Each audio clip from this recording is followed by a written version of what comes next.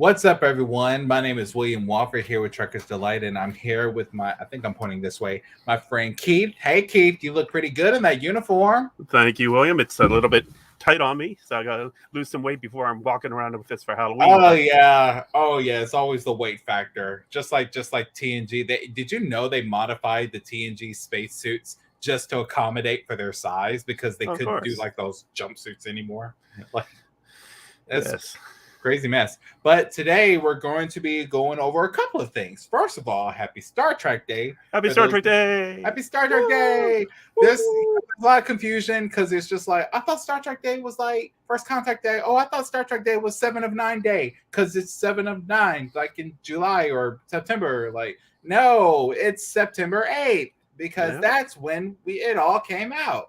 So, at least I think. Well, we do. Yes, we do have a bevy of possible holidays if we wanted, because we could celebrate the 17th of January, 1701. We could celebrate First Contact Day, Captain Picard Day, which is usually also Father's Day in the United States. Yeah. And then we have 7 of 9, and of course, but the day it all begins, September 8th, 1966. The day it all begins. So, happy Star Trek Day. Let's go ahead and get this. What is it called? The lovely bean footage, as Marie would like to roll call that it. beautiful bean footage, as she would say. Yep.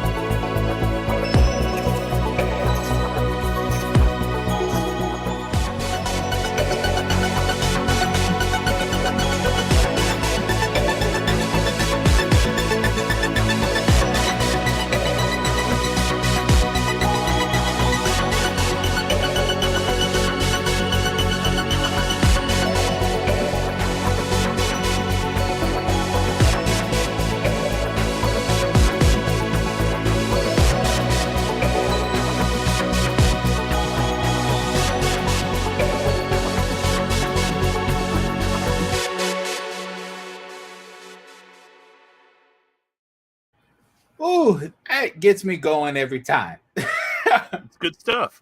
Thank you. Okay, so let's get into Lower Decks, and then after we're done with Lower Decks, we'll talk about all the fun little announcements and clips that came out on today as well. So, Keith, what all happened with today's episode of Lower Decks? Well, the brief synopsis from Memory Alpha is, on a remote science outpost, stone orbs are bringing fantasies to life, and Tendi starts her first day as a senior science officer trainee. Now, getting a little bit more into the weeds, you have two storylines. A storyline is Mariner, Rutherford, and Boimler on the planet doing cleanup for these orbs that can read your thoughts, while Tendi is assigned to Dr. Miglimu. Is that how you pronounce it? Right? Probably. Yeah, close enough.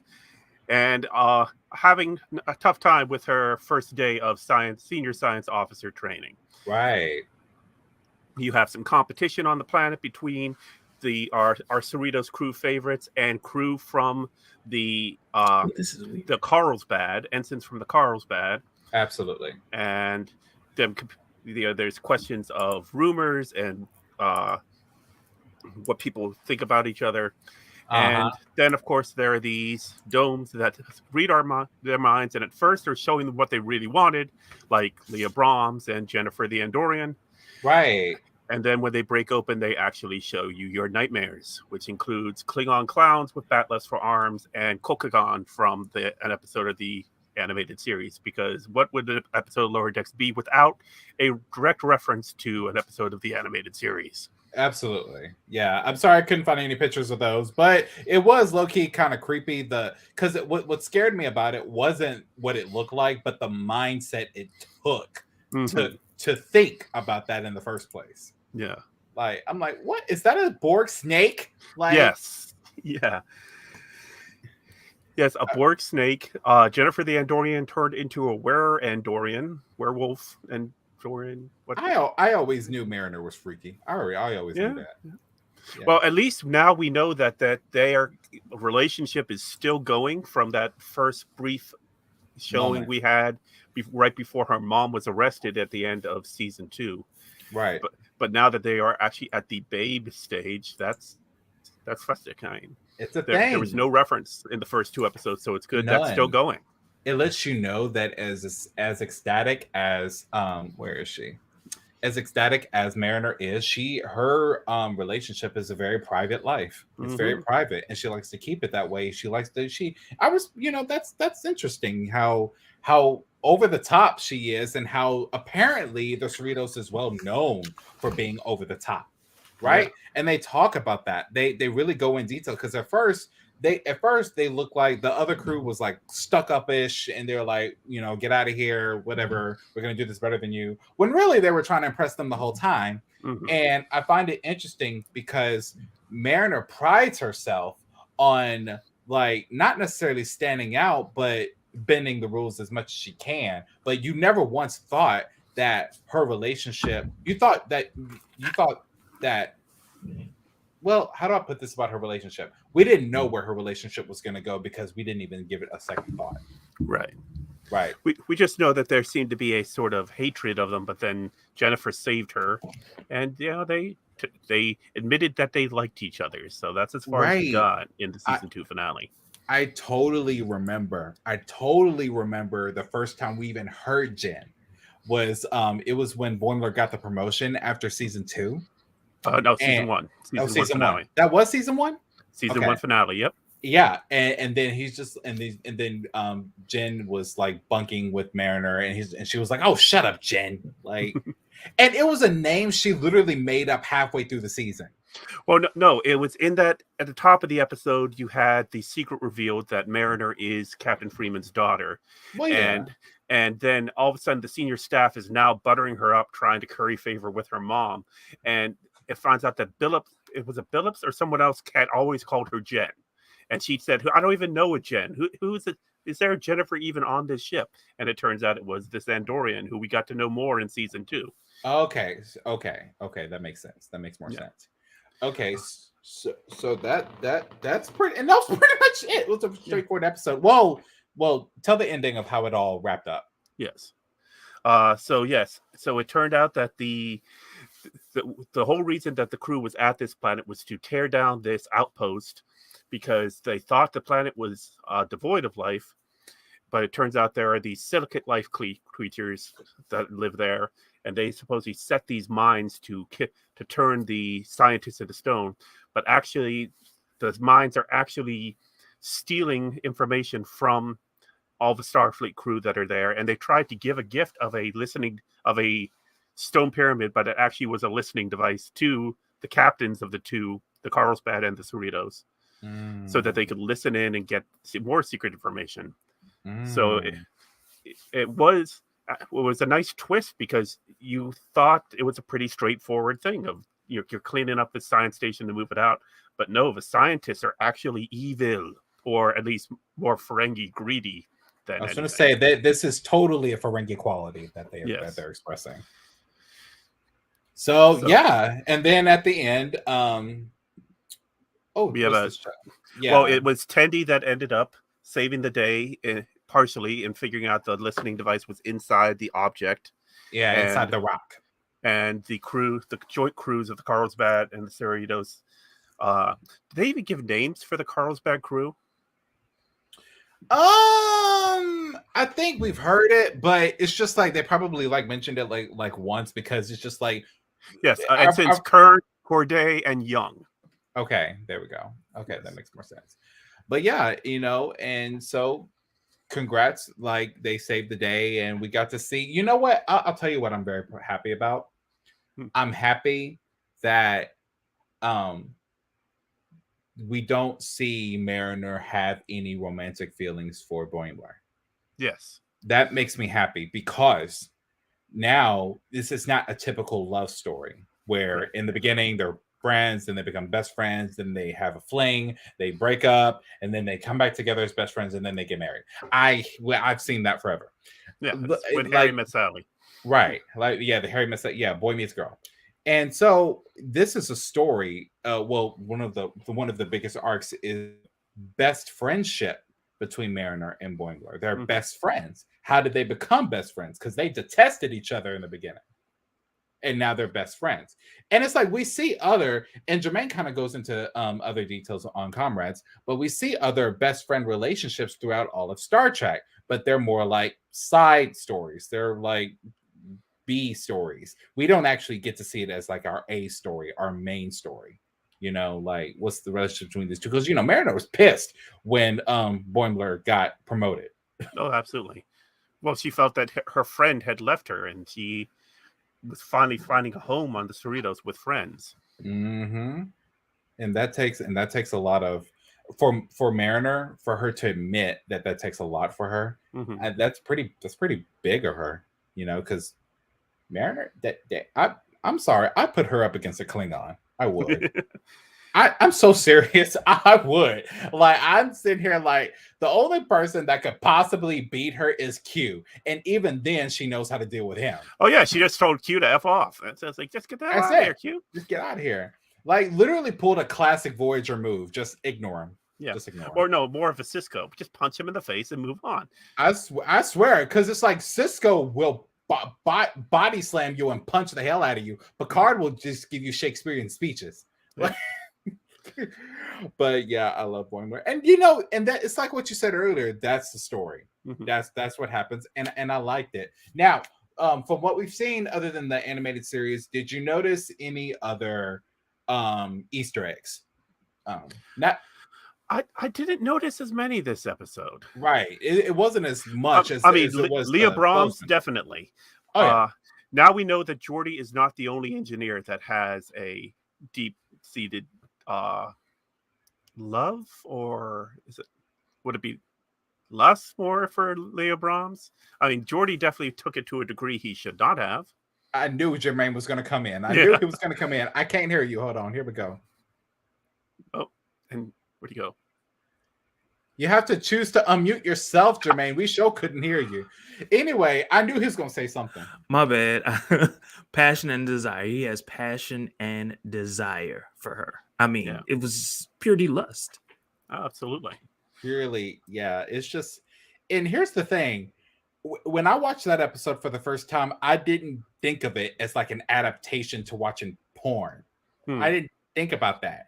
And then I watched it as an adult. Oh, yeah. And I was like, oh, he had a little crush on her. Okay. You know, he had a Harry Kim moment. Okay. Cool. Yeah. And by the way, that was Susan Gibney returning to voice the part that she played. What? Years ago. Oh my God. That is so cool. That is so dope. So that is 3 episodes in a row of them bringing back past actors to now voice their parts. Last week it was J.G. Hertzler with Martok, and in the first episode of the season, it was James Cromwell back as Seth from Conquer. Oh yeah. I mean, it's like, how do you say no to returning to a Star Trek role you did 30 years ago? Like, absolutely.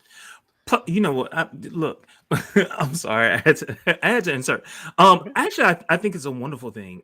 The fact that they're bringing these legacy characters, even though that, you know, they were featured for an episode or 2 or 3 or a movie. Right. I think it's great because it links new Trek to legacy Trek, and it gives us something to say, oh my God, you know, like it's something that these shows can build upon. Oh, absolutely. I'm here for it. Yeah. Because it's like it makes me wonder, like, I don't even know what episode we're on, but for the rest of the season, who else are they going to bring back? What other Easter eggs are we going to see? Because I like how Jermaine put it, like between new Trek and legacy Trek, not even old Trek, it's just legacy Trek. Like, because it's really showing respect, but also in a way passing the baton.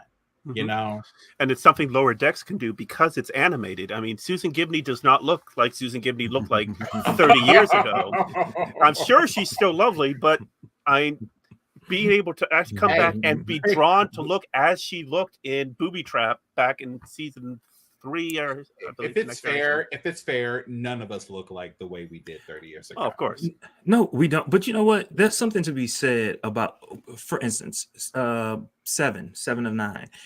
Even like she's in her 50s. She's got to be in her 50s at this point. Yes, she still looks amazing. Yeah, she does. That's why they brought her back so fast. Well, Don't sit here and act like they didn't break happen. And even a lot of the TNG characters, to me, they've aged gracefully, in my opinion. Yeah. They've aged gracefully, and I'm here for it. Yeah. Of course, we'll talk about that with the trailer that came out today for season 3 of Picard. Do you want to segue to that now, or do we want to continue talking about Lower Decks? I don't know what else we can talk about Lower Decks other than other Easter eggs. But did you have a favorite part? Right. I would say my favorite part was the very end, the absolute very, very end. What happened? Well, so they kind of talked about it towards the end of the episode when I forget the name of the ship, but they were basically okay, there we go, and they basically like, nah, we love you guys. And towards the end, they basically said, they capped off, they explained each of the characters, and towards the end they said Boimler just looked like a cube. Yeah. I thought that was cute. And the fact that these characters, such that they are flawed, such that they are loved by others.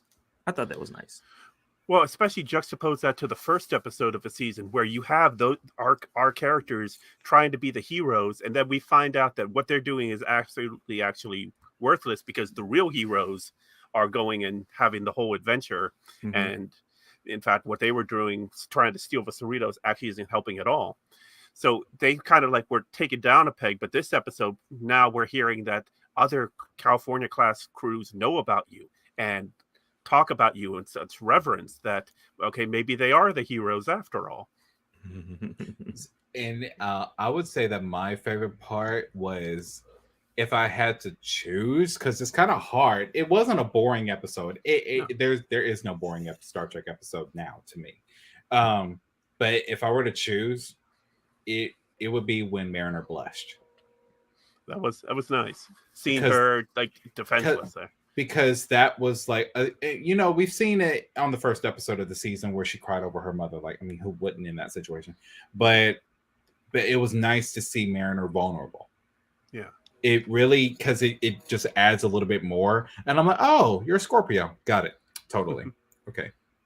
Well, yeah. But it makes me wonder, I didn't even think, aside from the other California class ship that got destroyed by the Packlets, I didn't think we would see another one. But the fact that they're talked about, because at first I thought, oh my God, you know what? Now that I think about it, I can see how the perspective of them being hated would fester throughout the Federation, because they did some fucked up shit. But apparently they are well liked. They were just, the other crew was just trying to impress them. Yeah, we've now seen 5 California class ships either on screen or briefly mentioned, because we had the Rubido was destroyed by the Packlets at the end of season 1. Yeah, rest in peace. The ship that crew had before that was destroyed earlier in the season. It was like the Solvang. And then you had the ship that was destroyed, that was captained by the captain was competing with Freeman, and they were pulling the Generation ship. So that was another California class that was destroyed. And then, of course, last week we had reference to the Inglewood, that's now captained by Captain Vendome. And then this week we get the Carlsbad, captained by Captain Mayer, voiced by comedian Baron Vaughn, by the way. Okay. Yeah. So yeah, that's actually 6 in a while. I think so. See you, Jermaine. But yeah, he had to rush out. Oh. But yeah, it's actually amazing you remember all that, because I only remember 3. But yeah, I'm surprised I remember the name of the Solvang. I'm surprised you did too. But hey, you wouldn't be a Trekkie if you didn't. You don't have to remember 100% of Star Trek, but if you remember details of certain things that other people just wouldn't. As a matter of fact, it takes me back to that Voyager episode where Tom Paris was talking about how confusing time travel is, and then he says, "Am I making any sense here?" And Jimmy says, "No, but that's okay." Okay, so it's been the Cerritos, which we've seen from day 1, the Merced, which was destroyed, irreparably damaged from exposure to terraforming emulsion from the Ancient Generation ship in the episode Moist Vessel, the Rubidoux, which was subsumed by a space-dwelling life form in Much Ado About Boimler, the Solvang, which was destroyed with all hands by the enhanced Packlet vessel in no small parts. Then we had the reference to the Englewood last week, and then this week we get the Carlsbad. So pretty much just every California ship is just doomed to be destroyed. Well, except for the Cerritos, which has gone beat up a bit. It's gotten beaten up a bit. It literally had its skin shed just to. Yeah, and you could tell when you saw the two ships side by side, there was a definite difference. Even though they were both California class, one was a little bit sleeker and shinier, and we couldn't tell which one was which. Right.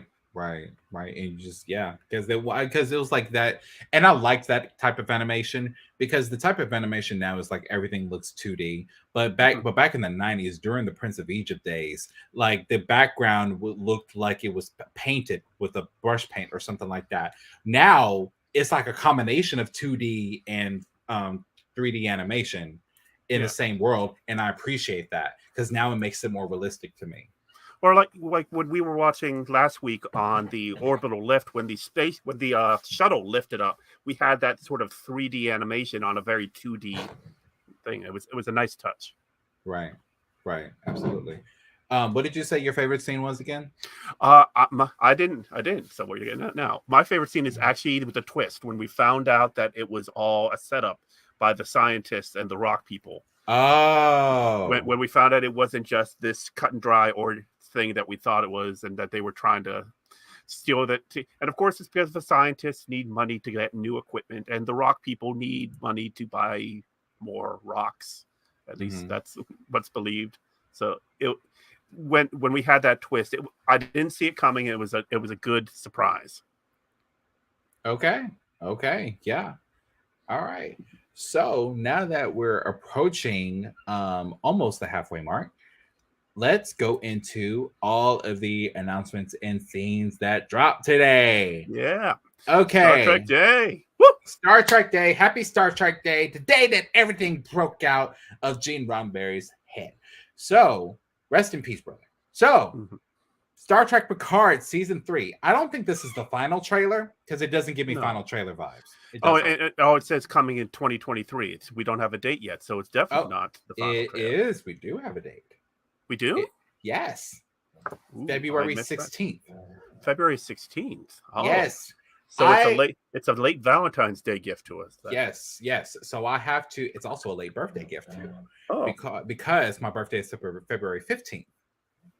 So that means I have to have my house ready, my riches ready, my abs ready, just so I can enjoy season 3 of Picard. Okay. I'm just making that up. But anyway, I saw it and it was nice to see everyone. Apparently, and I can't play it here because YouTube will flag us. But apparently, in this 1 to 1 minute 30-second trailer, Beverly Crusher is calling for help. Okay, she sends out a distress call. Now, if any of the original TNG cast call for help and they ask for one another, in this case, she asked for Jean-Luc. And if you ask for Jean-Luc, you just pretty much ask for everybody. It's just like, why are you calling for help? What's going on? We don't know what happened. We just know that she knows how to handle a gun. Yeah, we see her with the phaser rifle, and we see a Starfleet building getting destroyed by some sort of energy beam. She's in trouble, and they go out of their way to save her on this what is called a neo-constitutional class ship called the Titan A, which means that the Titan was apparently the first of its class when we saw it. Well, we heard about it in Nemesis. We saw it in Lower Decks. And now, 20 years later, now we definitely know that this takes place 20 years after Lower Decks from what we've seen. Because now it's the A. Yeah, so in other words, the ship that Captain Riker commanded was destroyed or decommissioned. At some point. And considering how long a life they get out of some of these Starfleet ships, you got to think it's probably destroyed. And destroyed in some valiant way that it left a mark that we would get an A. because there were several Defiants before we got the Defiant. Oh yeah, there were several Voyagers before we got Voyager, which then led to Voyager J in the 31st century. Right. We've had Columbias. We had different. We've had Discoveries. I was like, wow, I actually forgot about this ship. Like, and if you've watched both Enterprise and TOS, you will remember the Defiant. Yeah. So yeah, I really liked the Neo Constitutional class ship. At first, I like it now. When I first saw it, I was kind of pissed because I was like, I know y'all didn't take the cheap way out when y'all could have just brought us a ship. But I had to rethink it. I said, you know what? Apparently, this is Seven's ship. Yeah, and she's in command, yet she's a commander, not a captain, which is fine. Right. Which is fine, because even Cisco was a commander before he became captain, and he ran a station.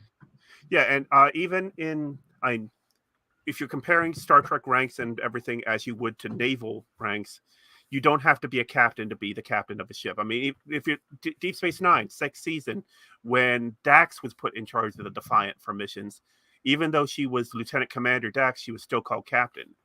Right. And at time, and then of course we saw Worf also put in charge of the Defiant as captain. Right. So, and it would make sense because technically what was the little ship called that they used in season 1 and 2? The La Serenas. The La Serena. Yeah, technically that ship doesn't exist anymore, even though it was stolen by the Borg. It was stolen by the Borg, but they kind of, if I'm thinking this correctly, they kind of messed up, because when I saw the scene where they created the shield to keep the blast from hitting other planets, there it is right there. It's on its own right there by itself, as if it was never taken. Well, and I'm hoping that they have an explanation for that. I hope they do too, because technically the Borg would have. Oh, looks like we're all wearing red today, aren't we? Oh, what's up? It's a podcast. Hey, Michael. How you doing, bud?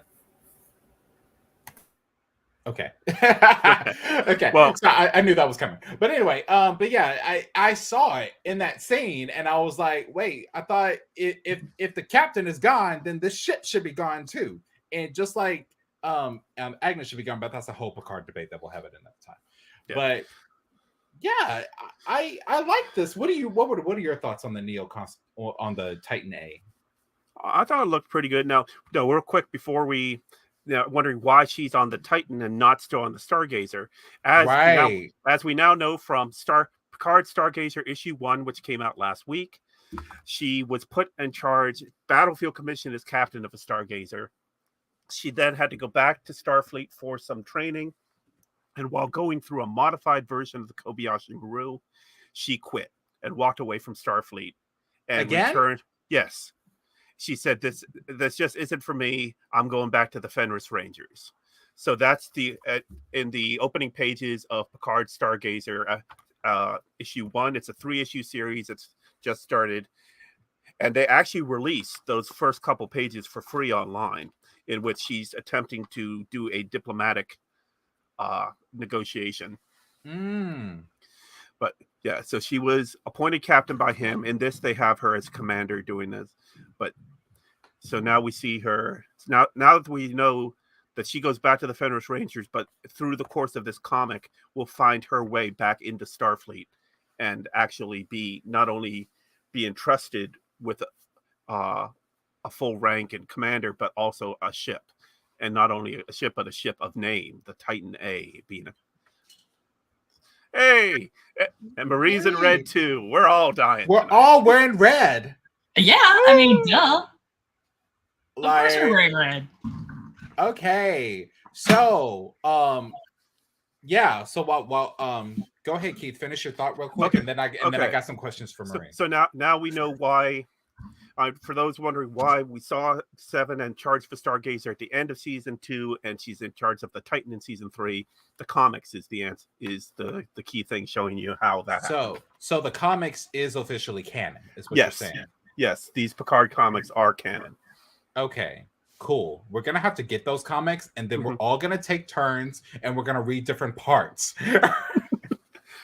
I mean, this is starting to sound like a sing-along. I don't know how to feel about that.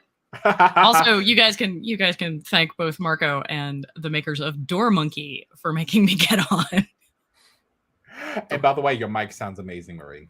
Thank you. So I have a couple of questions for you just to get everything out the way. Okay. Number one, what was your favorite scene in I have not seen it. You have not seen it. Good. That so means you love the whole thing. That's all. It was amazing. It a cinematic tour de force. Yes. Okay. Have you seen the new Picard trailer? No. Y'all, it has been a day. Why don't you tell us about that? Why don't you tell us about that day? I mean, you're like super mom over there. I mean, so it turns out my spouse actually had a conference just kind of sprung on him. So we've been trying to get him ready so that he could drive to Phoenix tonight. He'll get there about 2 a.m. It's gonna be great. And then I was also wrestling with military medicine all day, and so that's never fun. I'm gonna drink now. You've earned it. Get your bourbon. Get your bourbon. Yeah, absolutely. Like I'm gonna have to get. I'm gonna have to get myself a red one of these so that it like sort of starts matches. Yeah. I do like the matchy. And you found your lower decks uniform, Keith. Well done. Well, I ordered it and it came in on Monday. It's just quick story. I was going to order this for Halloween last year, and I finally realized I wanted to do it a week out from Halloween, and it told me it would take 2 weeks to arrive. I ordered this on Friday. I had it on Monday. So last year, 2 weeks to arrive. This year, 2 days. So, yeah. This is my shocked face. Yeah. This is my shocked face. Whereas I ordered something from, the Amazon. It's theoretically shipping from California. I live 2 states over.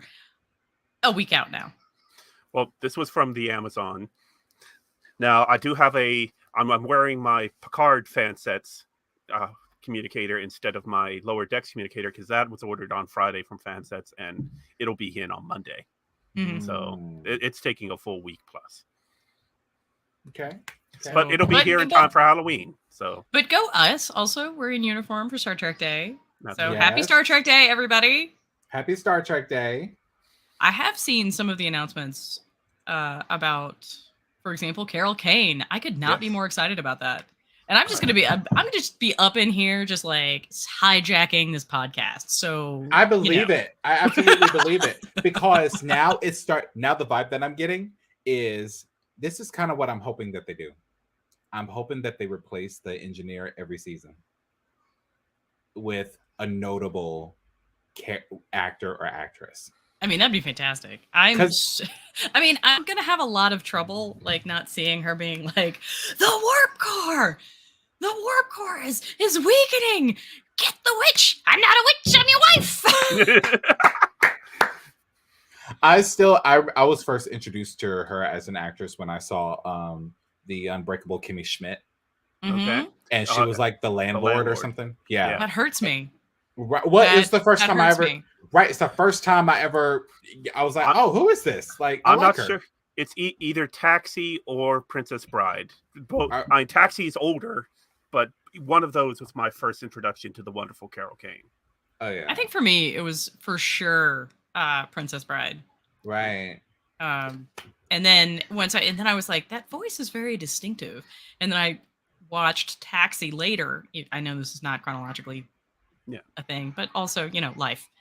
And I was like, wait a minute. That's crazy. That's the same voice. She's not that old. Well, and then I wasn't that old, guys. Then she comes in as the grandma in Addams Family Values, replacing the original actress, but absolutely killing it. And she's actually not that much older than the cast, the people that she's supposed to be the grandmother of. Right. I'm actually, while y'all are talking, I'm actually gonna pull up a picture because I kind of want Marie's input on the new ship. This is dangerous, guys. Oh, on the Titan A. On the Titan A. Okay, so I don't know anything about what's going on with the ships. Did we blow up the Titan? Oh well, yes, apparently. We believe so. In such a way that it deserved an A. Yeah. All right. Well done. All right. Here we well go. done, Riker. Well done, Riker and Better Boimler. Well done. Something definitely happened. Okay, so what I'm going to pull up right now is the original Titan. Okay. Okay. This original one. Right. Luna class. All right. Now, apparently, are you ready for this? No, but I've got my bourbon, so I will be. I'm just gonna let her look at it. So.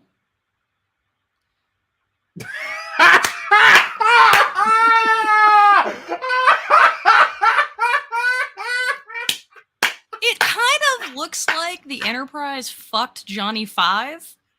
I can see that. And they had a baby, and it hit every limb on the ugly tree on the way down. Well, from that angle, it's kind of bulky. Oh no, no problem. Let me get a different angle for you guys. Yeah, I'm a little concerned now. It's okay. Here we go. Right here. Yeah, they gave us a few shots of it. Here we go. Oh shit. Okay. Hold on. Give me a second. All right. This is a good one. I like this one. Titan 3, 2. It's called. Apparently, it is. There we go. Boom. Loading up now. Well, it was already canon in. In Discovery. I've seen like a weird alien that kind of, that angle right there makes him kind of look like the alien that was symbiotically bonded to Moya in Farscape. Okay. So, brief backstory. Ooh, I got a picture. And none of it's good. Probably not. Okay, here we go. I just like how do you ruin Space Dock, man? Like they didn't change Space Dock. No, I know, but they ruined it by putting that ship in there. So here's what happened. No, Space Dock they actually expanded. There's like 4 additional things attached to Space Dock, similar to.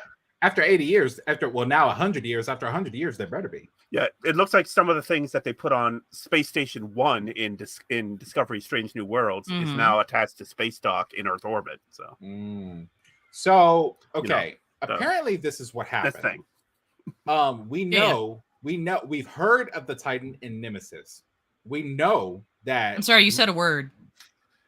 It just, like my whole head just like glitched out.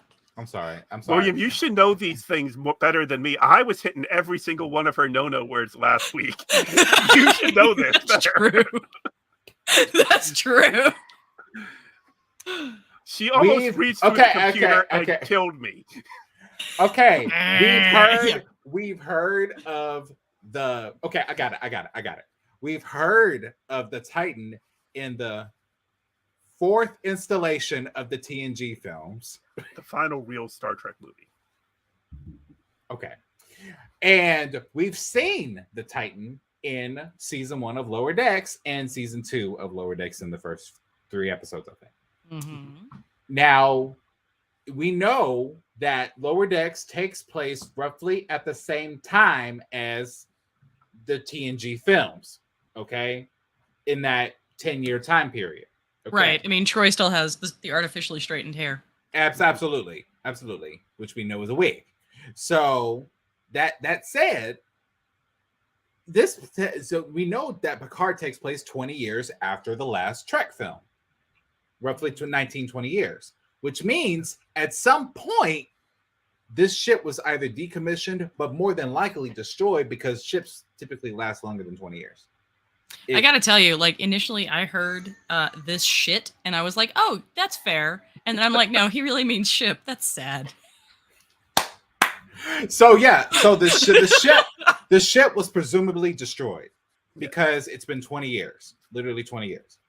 And at least that's what I'm kind of rolling with Keith on this one because that's what his theory is. It's like after 20 years and you don't normally before the A even comes, you get upgrades, you get a bunch of stuff. The original design is like there. Now, at first I was upset because I thought they were going about the cheap route. Like, oh, you took some CGI ship from Strange New Worlds slapped the Enterprise B under it and called it a ship.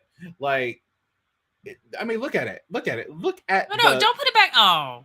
Look at the deflector dish. Look at that deflector dish and tell me that's kind of that's a choice. Like, I mean, I'm serious. That literally looks like it's supposed to be a ray gun, guys. So anyway, or it's like the gas tank on a motorcycle. So anyway, apparently the class ship that this is called Neo-Constitutional. Neo-Constitution. Yeah. Mm-hmm. Neo-Constitution. So Neocon. Yes, it's the Neocon. They're probably going to say that. They probably might. They might tweak that before if someone. I really hope so because I don't need neocons in my Star Trek. Yeah. Well, here's we've had them. We don't want them anymore. Right. That's true. All right, guys, give me a second. It sounds like someone's dying over there. Okay. Oh. Now, what would have been interesting, Keith, is that if they would have taken out of like, because apparently there's a museum of original starships, and the Smithsonian is still going strong in the 25th century, and the Enterprise is still there. Now, a Constitution class ship, yes, a Constitution class ship still there. Now, if they would have done something where they needed a ship so bad that they hijacked one of those ships, booted it up Scotty style. Well, that was the original plan for the opening of Generations, was they were going to hijack the Enterprise A, but then they ended up going with the Enterprise B instead.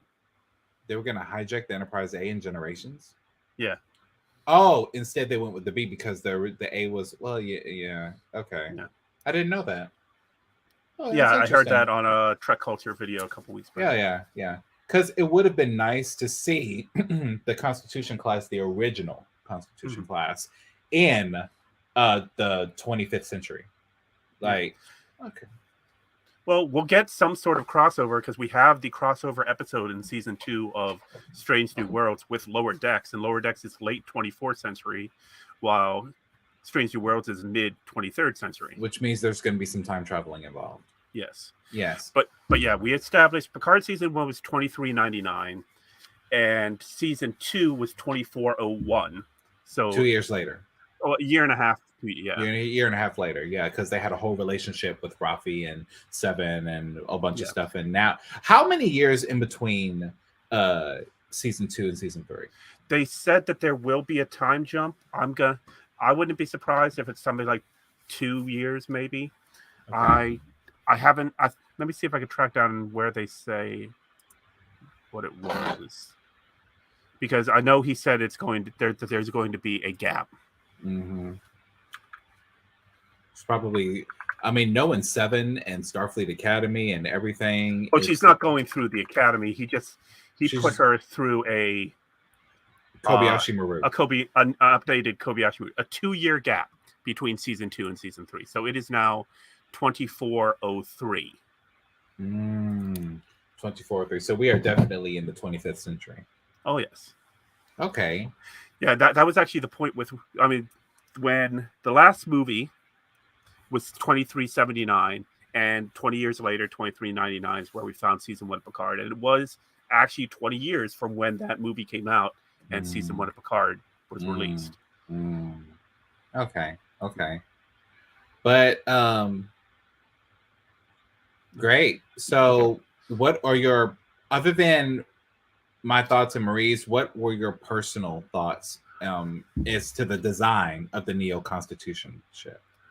I don't really have, I mean, I see where they were going with it, and I don't know. I'm not ready to bury it just yet. Because I mean, I'm hoping that it does. Like, if it's gonna do something, at least do the long streak warp thing. Like, please. Yeah. I've been waiting. I gotta share this. So ever since the 2009 Star Trek came out, every time I see the Enterprise go to warp at the end of the movie, I hope that I see that long streak and then pop, like in a updated modern form. Instead, they just, and I'm like, I know that's more realistic, but still.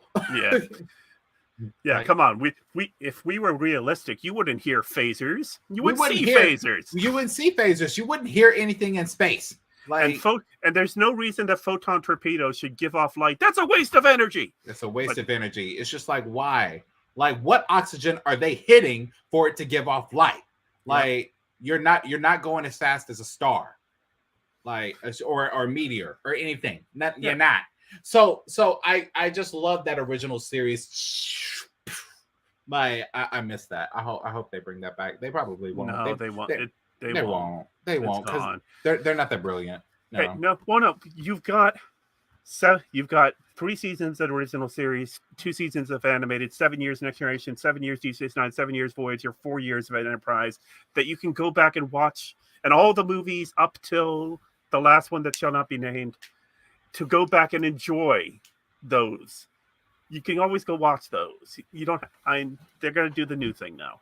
Yeah, they're definitely gonna do the new thing. So, what are you looking forward to? Are there any questions or any closures for season 3 that you're looking for? Well, I'm glad that the whole storyline revolves around the one person that I've been really missing in Picard so far, and that's Beverly Crusher. I am so glad that she's back, and I'm glad that she appears to be the linchpin of the story. And I am here for it. Absolutely. Okay. I really love that they brought everyone back, and apparently they brought even more than we're told, which is good that you keep that secret. Like, it's very good. But if you were to bring someone back, who would it be? Well, we know Brent Spiner is back, but not as Data. Whether Right. he's a Alton Indigo Sue or AI soon, we don't know yet. But I mean, it's been told that is who it might be. But the fact that Denise Crosby is back, and she said she's back as Tasha, is fantastic. I don't know how they're going to do it. I don't know how they're going to do it either. Like, I am ready for it. I want it, and because even if she's only on for 5 minutes, that's going to be some of the best writing Tasha Yar has had since Yesterday's Enterprise, of all of Star Trek. And because everything she had before Yesterday's Enterprise was bad. Oh yeah, because that's the whole reason why she was booted off the show anyway, because of terrible writing. Yeah. He had terrible writing, and the way they represented women and everything. It's just it's a bunch of shit. But pardon my French. But I feel like Marina Sirtis has always been my favorite Trek actress. So when she said that she gave it a green light, and she wasn't like promoting the film or anything, she was just asked the question. She was asked the question, compared to the movie that shall not be named, do you feel like this is it? She said, this is the send-off that they have been waiting for. This is the proper goodbye. And then they gave a follow-up question. Well, will we see you and Jonathan Frakes as Marina as Troy and Riker? And she said, of course. I mean, like, you're gonna see it like in Lower Decks from time to time. Like, and now they're in talks for a Janeway spinoff. Yep. As officially a Janeway spinoff. And I'm like, you know what? I would like to see Janeway. I want to see what happened to her and how her and Chakotay got together, if they got together. Like, well, we'll find out some of that in Prodigy, which we'll get to in a minute. But, right. But this will all be, thing is, will this be a spinoff that comes between Voyager or between the movie that shall not be named and Prodigy? Or will this be post-Prodigy? Well, we will find out. Right. Depending on what has happened to Chakotay. So, Mike is coming. Hey, welcome back, Mike. Hello. Can everyone hear me? Yes. Yes. We absolutely can. We absolutely can. So, how's it going, Michael? Or I should say, Captain El Capitan. Well, I am good. I felt like, given that I was in uniform this evening, I thought it was only appropriate that I upgrade my name. Aww. Or let me reframe that. Promote my name. Oh, promote your name. Fancy. So, did you get a chance to watch Lower Decks? I have not, in all honesty. Okay, that's fair. Fair. But I will tell you, I watched just about every clip from Star Trek Day, and I am so excited. Strange New Worlds has my heart with that clip. I believe, yes, Strange New Worlds. yes. Because, listen, I am always a sucker for a background story. Mm-hmm.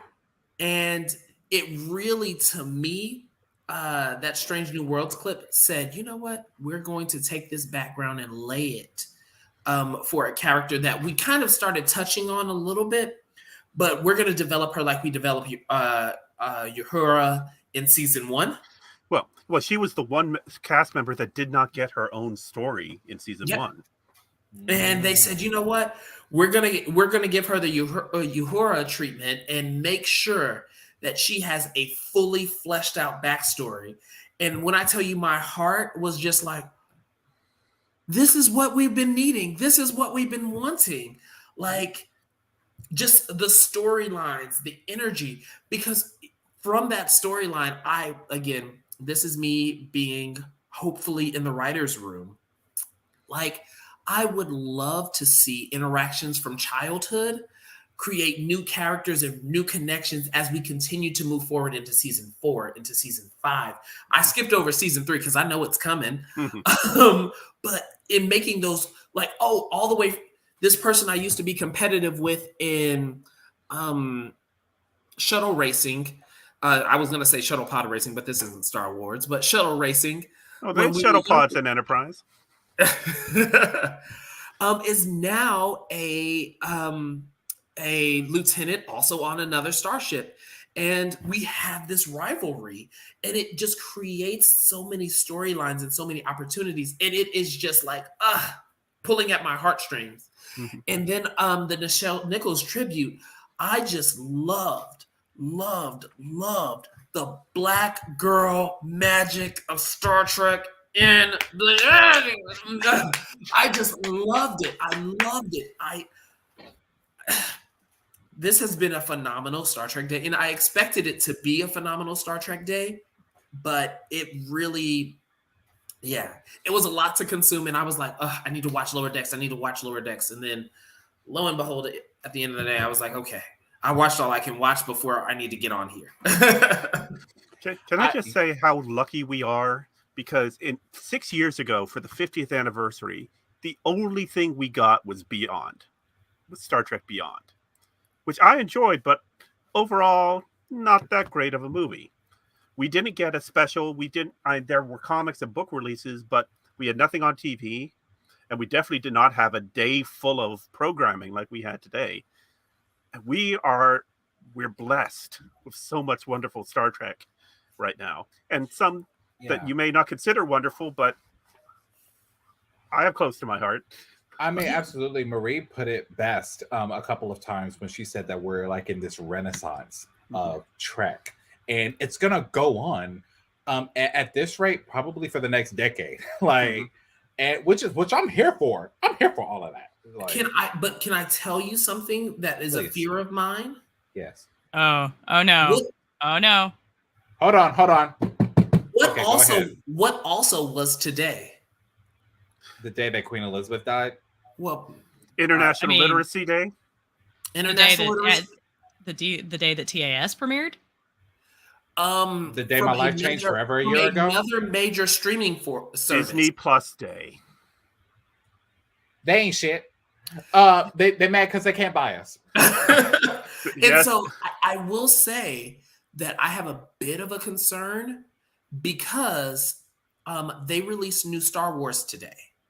Not actual episodes, but they did announcements about Star Wars. They did an extended trailer for Andor, and they did a behind the scenes of an Obi-Wan Kenobi. You know what?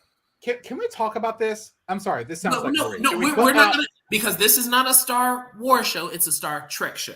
Okay. No, but I think there is a valid concern that Michael's sort of talking around, which is the idea that there's competition. It's sort of like the Catholic Church and pagan holidays, right?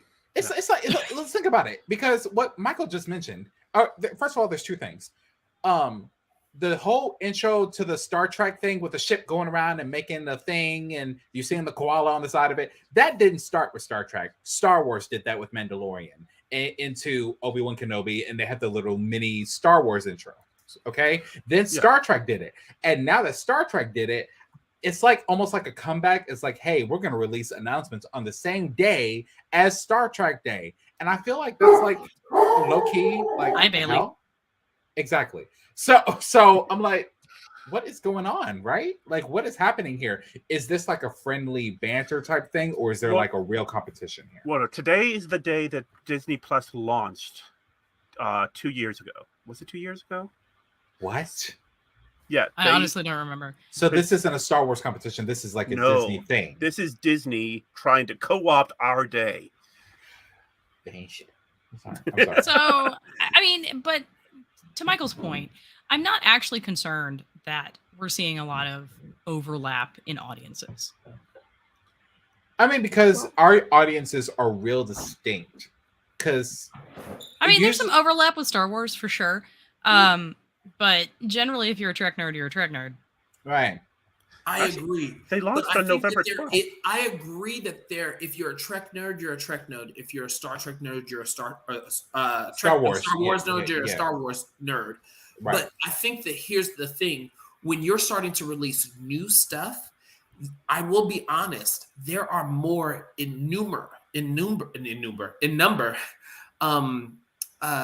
Star Wars fans than Trek fans. I strongly believe that. I mean, absolutely, yeah, 100%. because that's just what their mind can comprehend. Because of all right, we're not going to be assholes, William. Okay, calm down. Sorry. I'm sorry. I missed that calm part. down. Be the better fan, William. If you can't be nice, Lieutenant don't say Wofford, anything at all and sit by me. Lieutenant Wofford, calm down.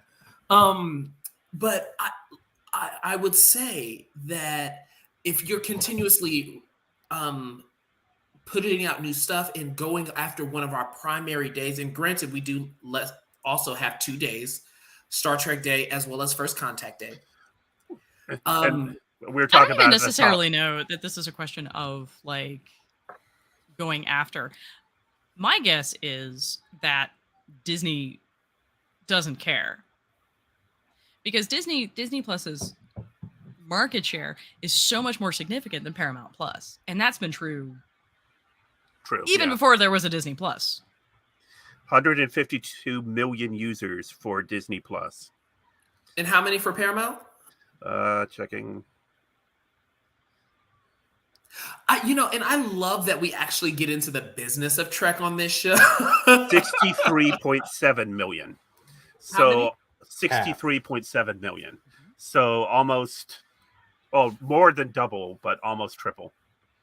So y'all said that Disney Plus was released on this day? No, I looked back. They actually were launched in November. They November just, for 12th. Some reason, decided to claim September 8th as their day. That's petty. I really think that they are trying to eat into this market share. Mm-hmm. Marie, I agree with you. The hardcore fans, hardcore fans are going to be like, Trek all day. But I believe that there are people that are like, I'm interested in both. And in all honesty, when it comes out, when Disney puts their name and their imaging and a lot more money behind these projects, people are going to be like, oh, well, I got to slide over to Disney Plus. Let me watch Andor versus season 3 of Star Trek Strange New Worlds. So I got to tell you, the problem with Disney and the Star Wars universe is that there's a wide range of quality. Boba Fett. Sorry. Something seems to be stuck in. You got something hot in your throat there. You should drink more. Right. Man, I haven't even been on the show long, and Keith's like, all right. But I mean, that's kind of the problem. Like when Disney literally is just, because Disney just starts to throw stuff. Yeah. And I think we're going to start seeing a pretty, I don't know, like people being a little bit more discerning. Well, hey, here we go. Zarp. Thank you. Star Trek Day was trending most of the day. In the top five. This may be the first time in our lives that has ever been true. So go us. Yeah, because one thing that I can say about Star Trek, and I'm being nice, is that as far as the number of movies and the number of shows, we're still ahead. Well, when you look at what Star Trek Day, we were all about announcements today. We had the new episode of Lower Decks. Mm-hmm.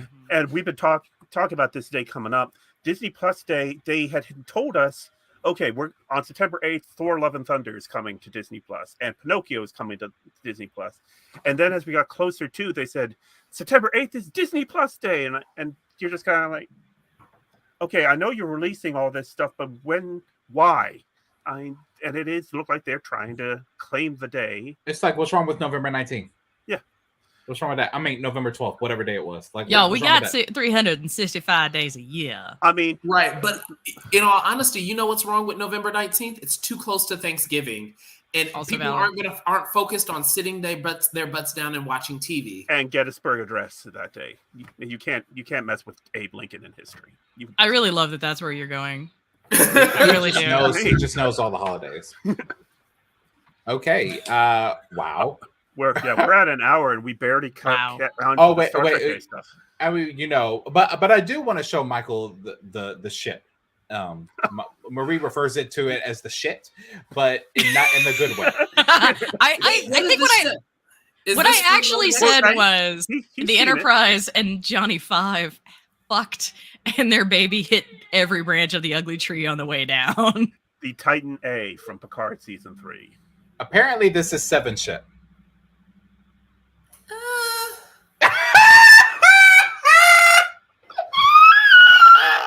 I didn't. So I knew it. I freaking knew it. Nobody likes the ship, guys. Nobody. So I don't hate it, but yeah, that is how I feel. I do not hate it. I don't hate it. I don't hate it. It just doesn't fit the period. It looks like it's called the Neo-Constitution class ship. Yeah, so I feel like it's a neocon ship. But in all Marie, I really feel like it's something that you would have seen in the TNG in the original series that they are remaking for this. And so if they hauled an old ship out of mothballs, I would be like, I hope that's the story behind this. We hauled an old ship out of mothballs because 7 had to get something. That's what I was hoping they would go with, but apparently that's not the story. If this is supposed to be a brand new ship out of Utopia Planitia, yes, it is. This is far lacking. Far lacking. I mean, it's just not. It's not the sleek modern. That's the original Titan. Yeah. See, that looks like not sovereign class, but sovereign era. Which, to be fair, that looks a lot like the NX-01 to me. But isn't this what Riker was from that angle? Yeah. Riker was riding in Lower Decks. It looks like, I thought when I looked at it, it looked like an evolved Miranda / Nebula class ship because of the arch that it has at the top. Do you have another angle on it? Because you're losing half of the ship from this angle. You're not seeing let me grab another. But this is what Riker was riding in Lower Decks. Right. Yes. Against the Patlins. A beautiful ship. It made sense because usually when you're fighting, you don't need these big broad nacelles. Like, unless you're coming in with like a Constitution class, beautiful. But unless you're coming in with a Constitution class has top tier, state of the art everything. We're ready to go fast. We're ready to fight long. We have overly built ship emitters. You stick us in the middle of the battle, we're here to take a pounding and allow people to sit behind us and re-coordinate, regroup, and regather. This is designed to be out there in the front lines fighting, ready to maneuver, ready to move tightly around any enemy ships and fight. I don't know what we're doing with this Neo. I don't get it. Is it a battle cruiser like the original Constitution was classified? It's like, but it's a little bit like the era. It's a little also, bit like I'm not sure when this show became all about starship porn. Just just tonight. Yeah. See, if you would have been here at the start, we probably wouldn't have done it as much. I mean, I'm sorry. That's okay. I'm sorry. No. I'm just. I know this is gonna sound bad. My fifis are hurt now. What is that nonsense? That's the Titan from under it. Nope, still hate it. No, that's the no. That's the lower decks one. Yeah, this is the animated series one. It's the same ship, you know. All right. I mean, Okay, all right. Okay. I mean, I really feel like we need to have a trigger warning for the Titan now. Yeah, we definitely need to have a trigger Okay. warning. Disclaimer. Oh, when we used to have the scrolling banner when we would talk about sensitive subjects, we need to. I don't know. I'm not really sure that like my trauma at the bad ship design is up there with posting the suicide hotline for people who need it. Yeah, I'm just saying. Show us on the starship where it hurt you. Banner or not. Show us on the starship where it hurt me. Right around the Harley gas tank deflector dish. I'm sorry. There we go. All right. We have so much more on Star Trek Day we should get to, and we're already over an hour. Yeah. We really are. I think we need to, in spirit, ask Jermaine for a reprieve on this hour because it is Star Trek Day. This should be a 90-minute episode. I don't know that anybody loves us that much. I don't know that I love us that much. I mean, maybe William.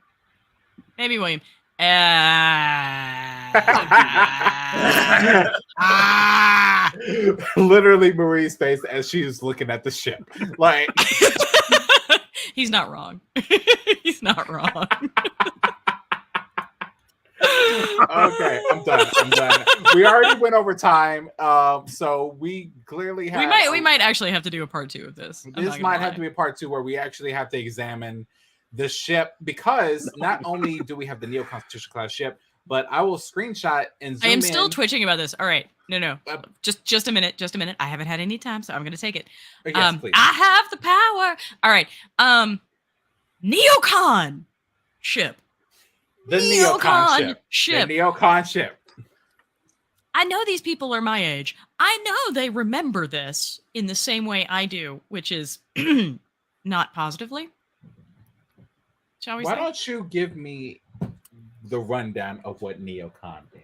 Oh my god! You know, I'm a little bit younger. No, we don't. I'm really want to go there. I actually don't know what Neocon means. So Neocon was a moniker that basically was a shortened version of neoconservative, which was the movement that was super centered around George W. Bush, Rumsfeld. I have heard of this. Yeah, and it was a very hawkish. Chicken hawk, as Jesse Ventura would put it. I mean, he's not wrong. He's not wrong. So the term neocon is a remarkably loaded term, and I find it really interesting that they're making that move and calling it the neo-constitutional. Yes. Especially that since we know that Lower Decks, Picard, New Trek is very, very much aware of what's going on in terms of political trends and that kind of thing. So, I mean, for example, we know that the Klingons in Discovery Season 1 were meant as a response to the MAGA movement. Really? Yeah. That I didn't. Like, they actually said that. So just see Laurel with a red hat. Yeah. So I cannot help but think this is purposeful, and I'm kind of wondering why. I mean, there's got to be a reason, because there's a whole backstory with Seven's history, and apparently, even though she's commander, she captains the ship.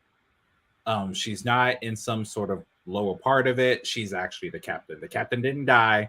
This is her ship. And so I feel like this is a gift for services rendered, honestly. But I wish I had a clear answer. I don't.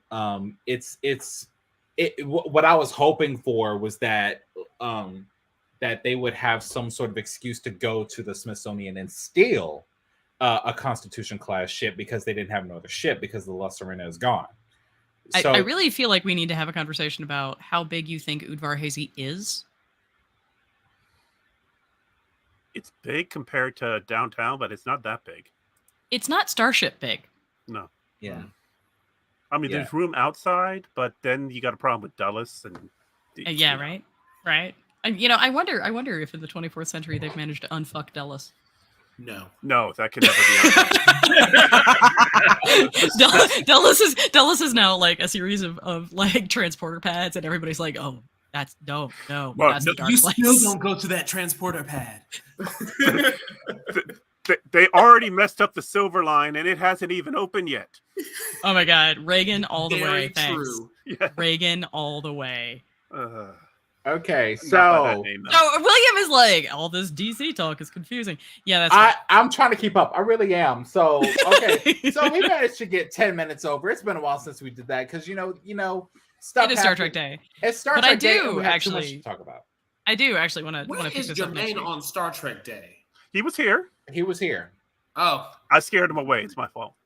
Yeah. He made a few. He made his cameo appearance.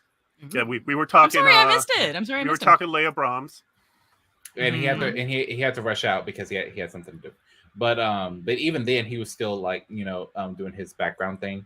But Are we talking about like the creepy Leia Brahms episode? Yeah. Yeah. Watch Lower Decks and you'll know. He'll when he had something notable to say, he'll come like in and out. I mean, And yeah, it's like- that's yeah. Stop, Michael. So I feel bad for not watching the episode today. I feel so. Well, okay, so today's episode it was good, but it wasn't boring, but it wasn't all that. Mm-hmm. It wasn't a game changing. It wasn't. Yeah, it was just like. It's interesting because I'm seeing, at least as far as social media goes, and again, I haven't seen I'm just as bad as everybody else. I haven't seen the episode. Right. Because I spent 90% of my day waiting for a prescription. Ouch. Oh, baby, you need a hug?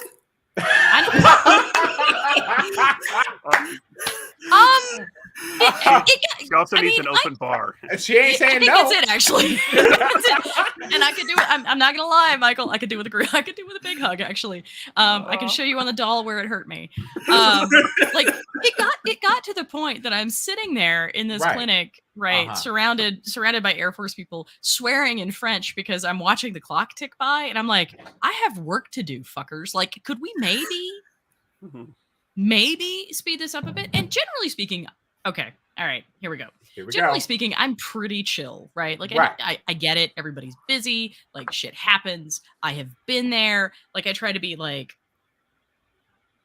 just I try to be chill because there's nothing that raging is going to do except elevate my blood pressure, right? It's not going to get anything faster. French, and then it just soothes you. It sounds so pretty. It really does. The fishy still doesn't sound as awful as it is. Anyway, so I'm like, but this seriously like pushed a line. This pushed a line. Like, it took 45 minutes for them to activate my prescription, which means like this is when I was like, it was already in their system. They just needed to type in my information and say like, it's coming up. 45 minutes, y'all. 45 minutes. At least 3 different spellings of my name. Do you see how I spell my name? Yeah. How else can you spell Marie? It is the color and the terrain feature. It is the color and the terrain feature. Right? Like, I mean, it's slightly nicer than shit heap, I suppose. But like, at the end of the day, I have no idea how I had to go through 3 iterations of that spelling. My favorite was when I went back to retrieve said prescription several hours later because I had to go back to work. And we went through 6 more iterations of my last name. Jeez. Townhill. I was thinking Downhill. about the last name. Yeah. Crown Hill. Around the hill. How about you tell them we need Star Trek medicine. We need Dr. Bashir out here passing out hypersprays. Just get her to the replicator already, and she'll be fine. I literally just... I know, but like, let's make sure that it has something better than synthahol in it. All right. I mean, Marie, please don't shoot me. Marie literally reminded me of the Borg Queen as she was telling me the story. Yeah, because she said, so in the interest of efficiency, why don't we just fast forward? But okay, so we managed to. Yeah, no, I'm still a little hot about it actually. That explains the. Marie, I'm sending you all the virtual hugs from Thank the East you, Coast. thank you. And again, like this is really unusual, and it's just kind of like it's been one of those days. Look, I don't know. Hell, a virtual hug. Because I just saw the hand, and I'm like, what? Just. It's what we do in church. Just okay. Yeah. What kind of church you going to? I don't know. It's just like it's things. They do hand motions. You know, in the backwoods of Pine Bluff, that's the backwoods. Oh. So wait, is that the I'm flinging the snakes? Like, is that what that is? Not he said Pine Bluff. Lord have mercy. Let me plug up my laptop finna die. So all right, guys. Happy Star Trek Day. Happy Star Trek Day. It's been fantastic to see you all. Thank you all for watching and listening to me rant and say terrible things because it's been that kind of day.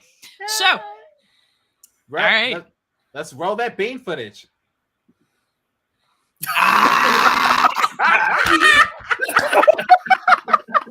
You make it hard to love you. I know, right?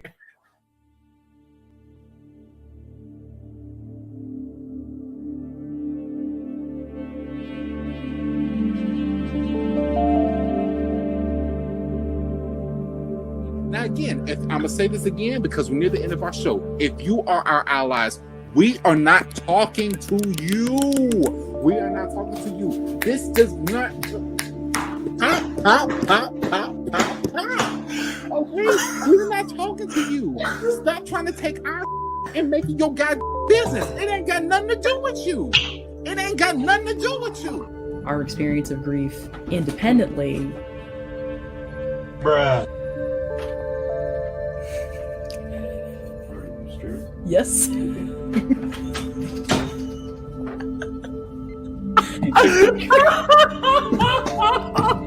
I love that they're in the comments. So much is like I'm just reading the comments. Yeah. They should brought their child out. It's such a good point, Will. God, that's such a good point. And he's really thought about it too. You should be here. Will, get over here. I thought he had a girlfriend on Insta. It's been ages since I've mucked about, but. Okay, moving on. Let's move on. We gotta move on.